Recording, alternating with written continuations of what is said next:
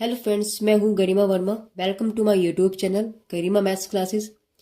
Guys, आज हम बात करेंगे बीएससी एग्रीकल्चर की बुक एलिमेंट्री मैथमेटिक्स के अंदर जो इंटीग्रेशन चैप्टर यानी कि समाकलन का एक्सरसाइज नंबर 5 में क्वेश्चन नंबर 1 से लेके 10 तक। इस वीडियो के अंदर हम लोग एक्सरसाइज नंबर 5 के 1 से लेके 10 तक के सारे क्वेश्चंस को सोल्व करेंगे। देखिए गाइस, एक्सरसाइज 5 के अंदर क्या है। गाइस, जैसे आपने एक्सरसाइज 4 में पढ़ा था कि हम लोगों ने वहां पे क्या सीखा था कि हमने वहां पर क्वेश्चंस को जो सोल्व किए थे वो टी मान करके सोल्व किए थे। यानी किस तरह के क्वेश्चन थे वहां पर, देखिए मैं आपको बता देती हूँ कुछ रिमेम्बरिंग के। जैसे वहां आपको क्वेश्चंस दिया था कोई के एक्स स्क्वायर और आपको दे दिया 1/x क्यूब, कुछ इस तरीके से। तो आप वहां पर क्या करते थे, इंटीग्रेशन ऑफ डीएक्स। तो वहां आप एक ऐसी टर्म को टी मानते थे जिसका डिफ्रेंशिएशन वहां पर हो। ठीक है, जैसे यहां आपके पास एक्स स्क्वायर है और यहां आपके पास एक्स क्यूब है, तो हम यहां पर किसको टी माने। बात क्या है यहाँ पर टी समझने की कि टी किसको हम कंसिडर करेंगे। देखो, जिसकी आपके पास उस क्वेश्चंस के अंदर डिफरेंशिएशन हो जाना चाहिए। अगर किसी पार्ट का डिफरेंशिएशन उसके पार्ट में आपको क्वेश्चंस में नजर आ रहा है, दैट मीन्स आप वहां उसको टी मानेंगे। जैसे मैं अगर यहाँ पर 1+x क्यूब को ही अगर मैं टी मान लूं तो आपके पास क्या निकल गया, 0 प्लस इसका क्या करेंगे हम डिफरेंशिएशन, यानी कि 3x² dx is equal to dt। तो यहाँ आपके पास x² dx निकल के आ गया, यानी कि dt अपॉन आपके पास 3 आ गया, यानी कि x² की वैल्यू आपके पास dt अपॉन 3 बन गई। इसका मतलब डिफरेंशिएशन यहाँ आपके पास मौजूद था। तो हमने किसको टी माना था, इसको। तो वहां जो है हमने कुछ इस तरीके से क्वेश्चन किए थे। 1/3 होने के बाद में हमने इसको क्या किया यहाँ पर, यानी ये तो बन गया आपके पास dt/3, और ये क्या हमने इस पूरे को क्या माना था, टी। और 1/t किसका इंटीग्रल होता है, log t। ठीक है, 1/3 चले रहा प्लस के c, तो log t। अब क्योंकि क्वेश्चन आपके पास अगर x में दिया था तो आंसर भी आपके पास x में होगा, t में तो होने से रहा। तो यहाँ क्या करेंगे हम लोग, 1/3 log t को जो हमने माना था उठा करके वैल्यू वो ही रख दीजिएगा प्लस के सी, तो आपके पास आंसर आ जाएगा। तो वहां कुछ इस तरीके से हमने क्वेश्चंस को सोल्व किया था। यहाँ पर भी कुछ ऐसा ही है, बट इस तरह के क्वेश्चन ना होकर के कुछ टिक्नोमेट्रिकल फंक्शंस में आ जाएंगे। यहाँ पर यहाँ आपके पास एक्स की फॉर्म में ही थे, बट इस एक्सरसाइज के अंदर आपके पास थोड़ा टिक्नोमेट्रिकल फंक्शंस में आ जाएंगे। तो चलिए स्टार्ट करते हैं आज की इस वीडियो को क्वेश्चन नंबर 1 के साथ में एक्सरसाइज 5 की। पहले क्वेश्चन की तरफ अगर हम देखें तो क्या दिख रहा है आपको यहाँ पर, हम इसको कैसे सोल्व कर सकते हैं। देखिए, मैंने बोला हमें मानना तो टी ही है, जरूरी नहीं है, कुछ और मेथड भी हो सकता है, क्योंकि एक ही क्वेश्चन के कई कई तरीके हो सकते हैं सोल्व करने के। ऐसा जरूरी नहीं है कि हम एक ही के पीछे चले, आपको जो अच्छा लगे, इजी लगे। लेकिन उससे पहले इजी भी तब लगेगा जब आपको मेथड्स पता हो, आए, प्रैक्टिस आप करें। ठीक है, तो यहाँ आप लोग क्या करने वाले हैं, देखो इस क्वेश्चन की तरफ आ जाते हैं। समझने वाली बात है। देखो, मुझे ये पता है कि आपके पास cos x है और नीचे आपके पास sin x है। अगर आप sin x को ही सिर्फ t मानते हो तो cos x तब भी आ जाएगा, और अगर आप a plus b sin x को t मानते हो तब भी आपके पास cos x आ जाएगा। दोनों कंडीशंस में आपके पास cos x आ जाएगा। आप लेकिन cos x को अगर t मानोगे तो उससे a plus b sin x नहीं आने वाला। तो हमेशा कुछ ऐसी कंडीशन आएगी कि वो पूरा टर्म आना चाहिए। तो इस पूरे को मान के तो ये आ रहा है और इसको मानू तब भी आ रहा है, लेकिन अगर इसको मैं टी मानू तो ये पूरा नहीं आने का। ए और बी कहां से लाओगे आप, नहीं। तो इसका मतलब टी तो हमें नीचे में से ही कुछ मानना है। अब या तो आप केवल इसको मानो या फिर आप पूरे एक इसको मानो। तो सबसे बेहतर सोल्यूशन यही होता है कि आप पूरे को मानो। उससे क्या होता है, हमारे पास क्वेश्चन और छोटा हो जाएगा, कन्वर्ट हो जाएगा जब टी में। तो हम लोग क्या करेंगे यहाँ पर, let a plus sine x को हमने क्या माना जी, t। कर दीजिएगा डिफरेंशिएशन। तो differentiation with respect to x, तो a का डिफरेंशिएशन 0, b इसके साथ है मल्टीप्लाई में तो एज इट इज रहेगा। साइन एक्स का डिफरेंशिएशन होता है आपके पास कोस एक्स। ठीक है, चलिए यहां आपके पास हो गया dt अपॉन dx। अब क्या करेंगे आप यहां से, देखिए आपके पास यहाँ cos x dx है, तो इसका मतलब क्या करेंगे, cos x dx लिया, बाकी b यहाँ फालतू है, उठाओ और इधर ले आओ, बस हो गया क्वेश्चन। अब तो कुछ भी नहीं बचा इसमें। तो ये वाली वैल्यू ये बन गई, तो उठाओ, तो लिखेंगे आप अकॉर्डिंग टू द क्वेश्चन तो आपके पास है cos x upon a plus k b sine x d x is equal to, तो कोस एक्स डी एक्स आपके पास बन गया डी टी अपॉन बी, ये तो गया, और पूरे को हमने क्या माना है टी, तो यहां से 1 अपॉन बी और integral of 1 upon T D t, तो 1 अपॉन पी। अब देखिए 1 अपॉन टी यानी कि 1 अपॉन एक्स, तो 1 अपॉन एक्स का जो इंटीग्रल होता है वो होता है log एक्स, ठीक है।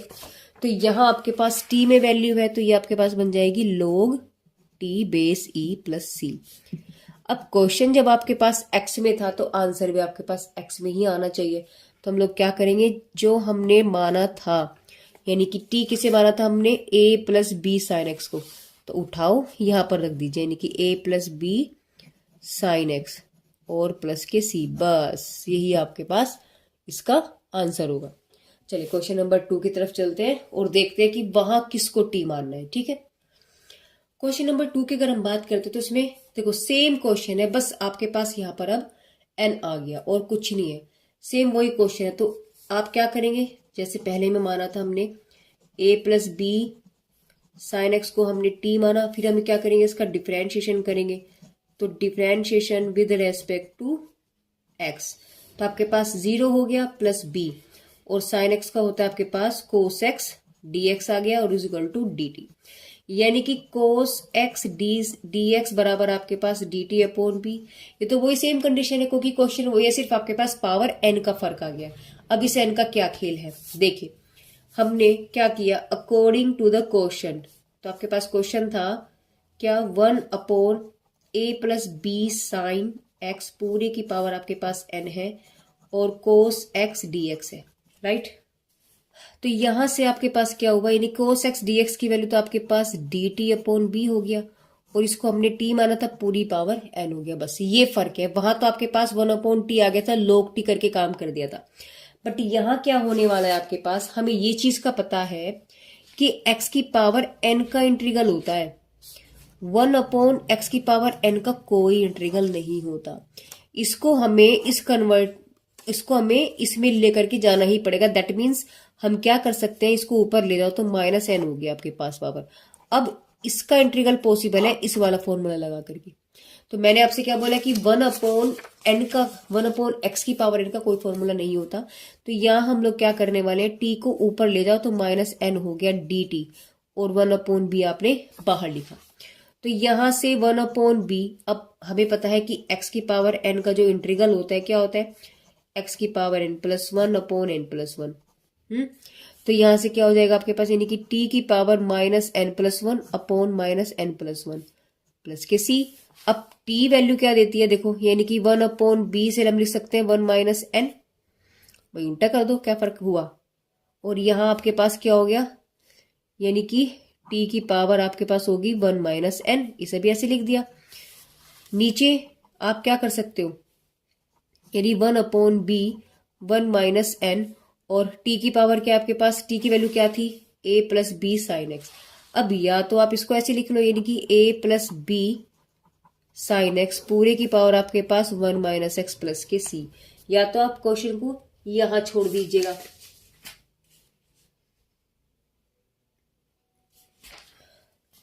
या फिर इसे नीचे लेके आओ, तो आपके पास आंसर जो है वो यही दिया है इन्होंने, तो हम इसको यही छोड़ देते हैं, ठीक है। चलिए क्वेश्चन नंबर 3 में देखते हैं, 3 में क्या है। कितना सिंपल क्वेश्चन है, साफ नजर आ रहा है कि यहां अगर मैं e की पावर x को t मान लूं तो e की पावर x dx dt बन गया डायरेक्ट, क्योंकि हमें ये पता है कि e की पावर x का डिफरेंशिएशन e की पावर x ही होता है। तो ये तो डायरेक्टली ये दोनों मिलके क्या बन गया आपके पास dt, तो क्या हुआ आपके पास, यानी कि कोस ये वैल्यू बन गया आपके पास t, और ये दोनों मिलके क्या बन गया आपके पास dt, लो। और कोस t का यानी कोस x का इंटीग्रल क्या होता है आपके पास, कोस का माइनस के साइन, तो वैल्यू क्या आ गया आपके पास, या sorry plus k sign, cos x का क्या होता है प्लस के साइन, ठीक है।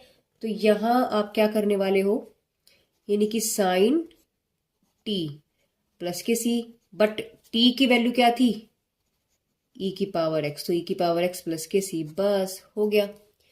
अब गाइज आप क्या करें, देखो मैंने सब फॉर्मूले एक साथ लिखे हुए हैं, आप वीडियो को पॉज करके, ठीक है, और इन्हें अपने एक पेपर पे उतार लीजिएगा। देखो यहां से स्टार्ट है और आप आगे चलेंगे तो इस तरीके से ये यहां चलते रहेंगे।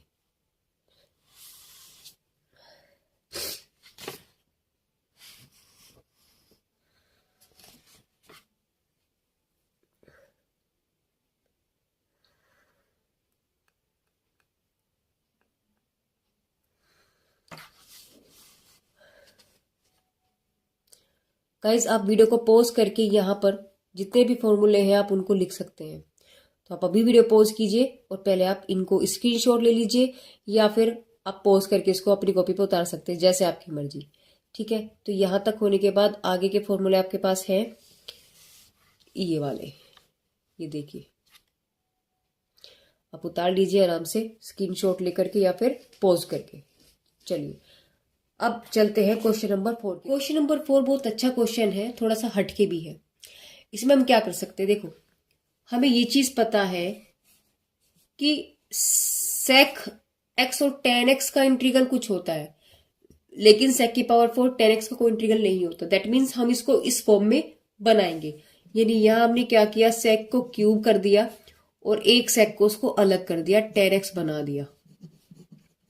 देखो यहां अब तक आपको पका पका ही बन रहा था, मिल रहा था सब कुछ अब तक के क्वेश्चंस में, और इससे पहले एक्सरसाइज में आपको पका पकाया मिल रहा था। बट यहाँ आपको थोड़ा सा काम करना पड़ेगा कि हमने वो कंडीशंस को बनाया है। क्यों, अब देखिए, अब यहां मैं अगर लेट कर लू सेक एक्स को ही मैं टी मान लू, तो सेक एक्स का डिफरेंशिएशन क्या होता है, देखो differentiation with respect to x. तो सेक एक्स का डिफरेंशिएशन होता है sec x tan x.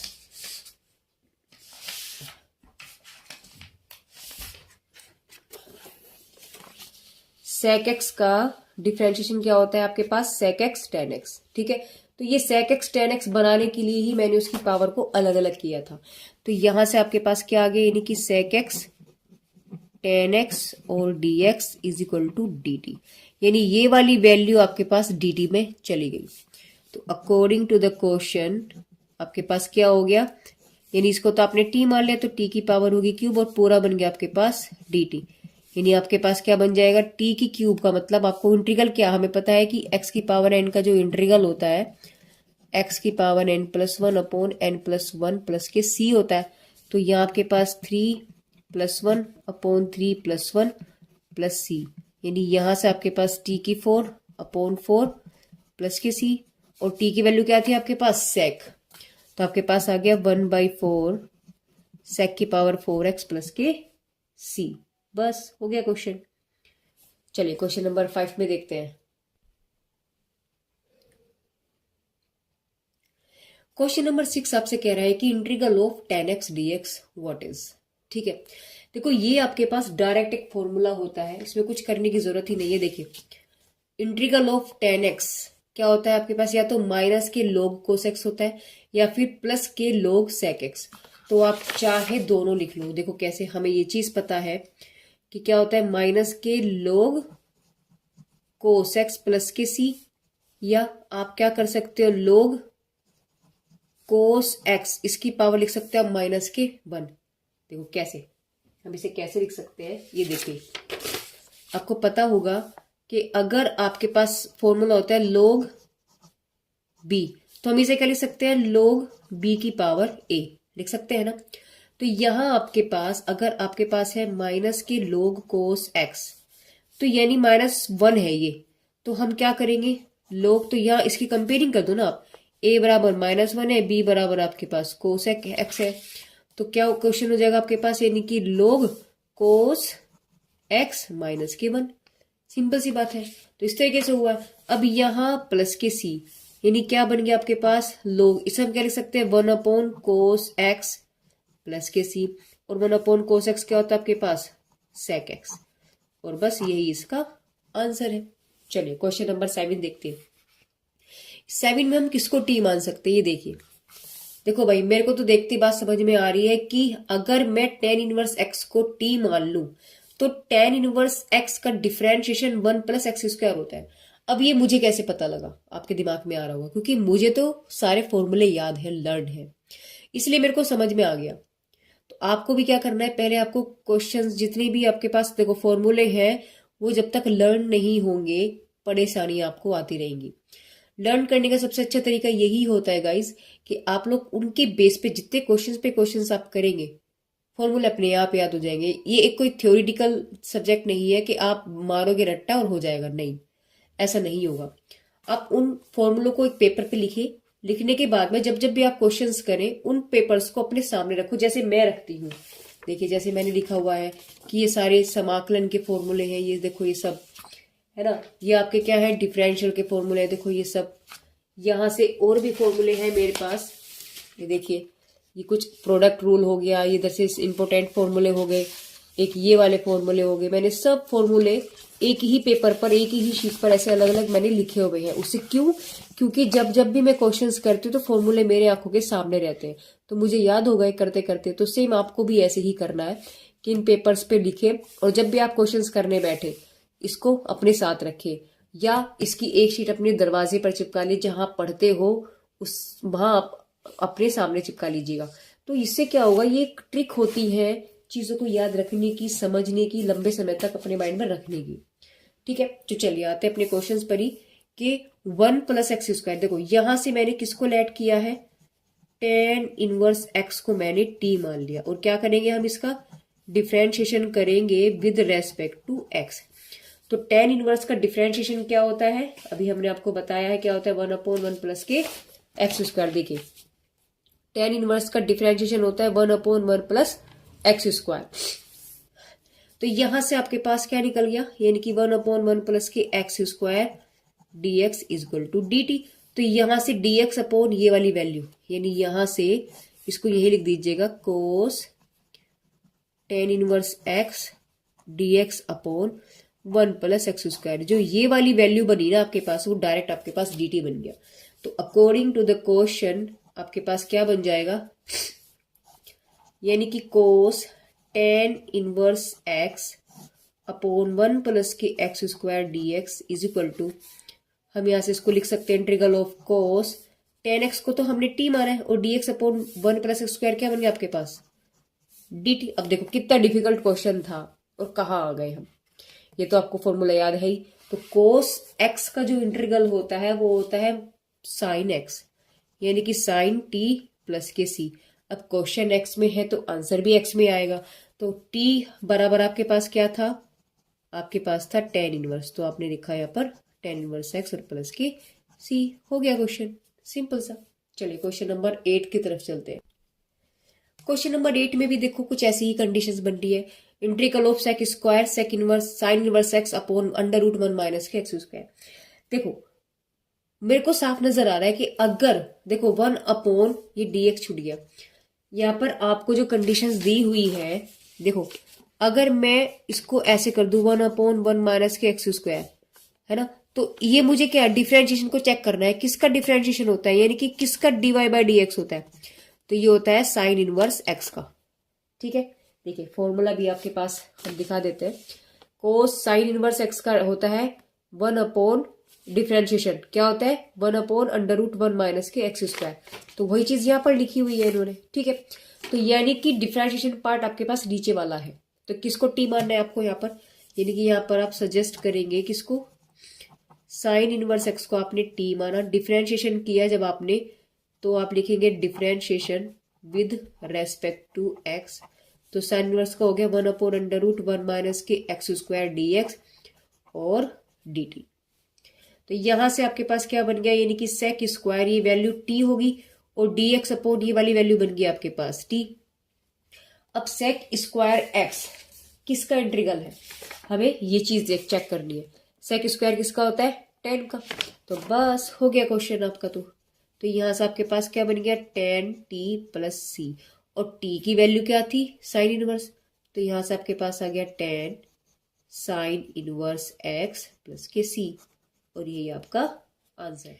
Question 9 में देखिए क्या है, आपके पास है कोस log x dx upon x।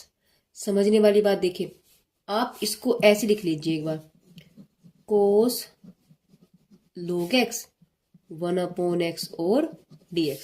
देखो 1/x डिफरेंशियल होता है किसका, log x का। दैट मीन्स अगर मैं यहाँ पर अगर मैं कंसिडर कर लू log x को क्या, t, तो आपके पास आ जाएगा 1/x dx is equal to dt। लो हो गया क्वेश्चन। तो यहां से यानी कि अकॉर्डिंग टू द क्वेश्चन आपके पास क्या बन गया, यानी कि कोस log x dx upon x, ये वैल्यू आपके पास आ जाएगी कोस, इसको तो मैंने t मान लिया, और ये पूरी वैल्यू क्या बन गई आपके पास dt। देखो कितना छोटा क्वेश्चन हो गया। तो कोस t का इंटीग्रल होता है आपके पास साइन t प्लस के c। अब t की वैल्यू क्या रखी है आपने, log x, तो आपके पास आंसर आ गया साइन log x और प्लस के c। ओके, चलिए क्वेश्चन नंबर 10, इस वीडियो का लास्ट क्वेश्चन है, क्वेश्चन नंबर 10। उसको भी देख लेते हैं कि क्या इसमें पूछा जा रहा है। क्वेश्चन नंबर 10 देखिए, इस वीडियो का लास्ट क्वेश्चन है। दूसरी बात, अच्छा क्वेश्चन है तो आप इसको इम्पोर्टेंट भी लगा सकते हैं। देखिए इसमें हम किसको टी माने, सबसे बड़ी बात है। देखो मैं पता है कोस एक्स डिफरेंशियल होता है किसका, साइन एक्स का। ये बात बिल्कुल सही है कि साइन एक्स का होता है। अब यहां बात ये है कि या तो मैं इस पूरे को टी मानू या साइन को केवल टी मानू। एक बार रफली करके देख लेते हैं। पहली बात, मैंने 1 प्लस साइन स्क्वायर एक्स को ही मैंने टी, इस पूरे को तो टी, देखो मुझे तो सिर्फ साइन एक्स को टी मानना है, सिर्फ साइन एक्स को। क्यों, क्योंकि साइन एक्स का ही तो कोस एक्स आएगा। अगर मैं इस पूरे को टी मान लू तो देखो क्या बन जाएगा, ये तो 0 हो गया, यहां से 2 साइन एक्स हो गया, एक पावर कम हो जाएगी भाई, एक्स की पावर एन का है, फिर साइन एक्स का करेंगे कोस एक्स बन गया, और डी एक्स बराबर डी टी। तो ये कंडीशन तो कहीं भी क्वेश्चन में आई नहीं रही ना। तो मैं 1 प्लस साइन स्क्वायर एक्स को टी नहीं मान सकती, मुझे सिर्फ साइन एक्स को टी मानना पड़ेगा। बात क्लियर है आपकी, कि सिर्फ साइन एक्स को मुझे टी मानना पड़ेगा, मैं इस पूरे टर्म को टी नहीं मान सकती, क्योंकि अगर मैंने पूरे को माना तो इतना बड़ा तामझाम आ गया जो इसके क्वेश्चन में है ही नहीं।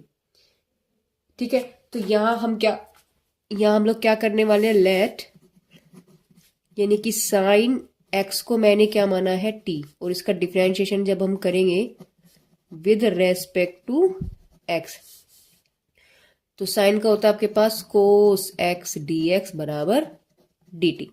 तो यहां से क्या बन गया आपके पास, यानी integral of, according to the question लिखेंगे पहले, cos x upon 1 plus k sine square x d x is equal to integral of cos x d x, तो बन गया आपके पास डी टी, और 1 प्लस के टी स्क्वायर, 1/1 प्लस के T square.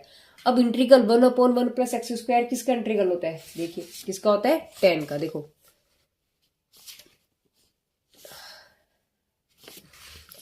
1/1 plus x square integral किसका है, tan इनवर्स एक्स का। तो ये वैल्यू आपके पास किसकी बन गई, यानी कि tan इनवर्स टी प्लस के सी, और टी की वैल्यू हमने क्या कंसिडर किया था, साइन। तो आपके पास आ गया tan inverse sine x plus के सी, और गाइस यही इसका आंसर। देखो छोटा सा क्वेश्चन था, कुछ नहीं था पूरे क्वेश्चंस पे। ठीक है, यहाँ तक कि अब तक के क्वेश्चंस पे कोई ऐसा डिफिकल्ट क्वेश्चंस नहीं था। तो गाइस यहाँ पर आज की वीडियो कंप्लीट होती है। क्वेश्चन नंबर 1 से लेकर 10 तक इस वीडियो के अंदर हमने एक्सरसाइज 5 के क्वेश्चंस को किया है। तो गाइज मेरी वीडियोस आपको कैसी लग रही है, मेरे मेथड्स जो है आपको कैसे लग रहे हैं, प्लीज कमेंट बॉक्स में कमेंट करके जरूर बताइएगा। साथ में आप हमारी टेलीग्राम लिंक पर भी जुड़ सकते हैं। टेलीग्राम का लिंक मैं आपको अपने डिस्क्रिप्शन बॉक्स में दे दूंगी, आप प्लीज वहां से जाकर के आप मेरे टेलीग्राम से जुड़ सकते हैं। तो गाइज मिलते हैं नेक्स्ट वीडियो में अगले क्वेश्चंस के साथ में, तब तक के लिए thank you, goodbye and take care.